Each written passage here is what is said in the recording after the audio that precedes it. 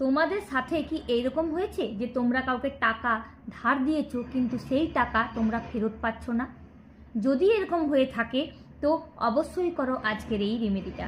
এই রেমেডিটা যদি তোমরা করো, যাকে তোমরা টাকা দিয়েছো সে দেখবে নিজে বাড়িতে এসে, তোমাদের বাড়িতে এসে তোমাদের টাকা ফেরত দিয়ে যাবে। তো এর জন্য তোমাদের যেটা করতে হবে, তোমরা নিয়ে নেবে একটা পার্স।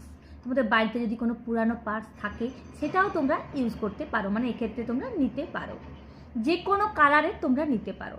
তারপর তোমরা ওর মধ্যে দিয়ে দেবে 1 মুঠো চাল, আর তারপর তোমরা ওর মধ্যে রেখে দেবে 11টা কয়েন্স আর 21টা লং।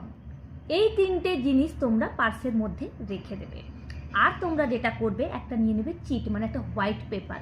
হোয়াইট পেপারের ওপর তোমরা প্রথমেই লিখে দেবে যাকে তোমরা টাকাটা ধার দিয়েছো তার নাম। তার ঠিক নিচে তোমরা লিখবে এক্সাক্ট অ্যামাউন্ট, মানে কত টাকা তোমরা ধার দিয়েছো সেই অ্যামাউন্টটা। তার নিচে তোমরা অ্যাফার্মেশনস দেবে, মানে যে আমি যাকে টাকা দিয়েছি সে আমাকে খুব শীঘ্রই সেই টাকাটা ফেরত দিয়ে দেবে, এটা লিখবে।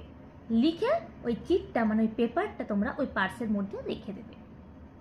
তারপর তোমাদের বাড়িতে যে লকার আছে, মানে সিন্দুক আছে যদি, সেখানে রাখতে পারো, অথবা তোমরা চাইলে তোমাদের যে বাড়িতে যে ঠাকুরের মন্দির আছে সেখানেও তোমরা ওটা রেখে দিতে পারো, বা আলমারিতেও তোমরা এটা রাখতে পারো।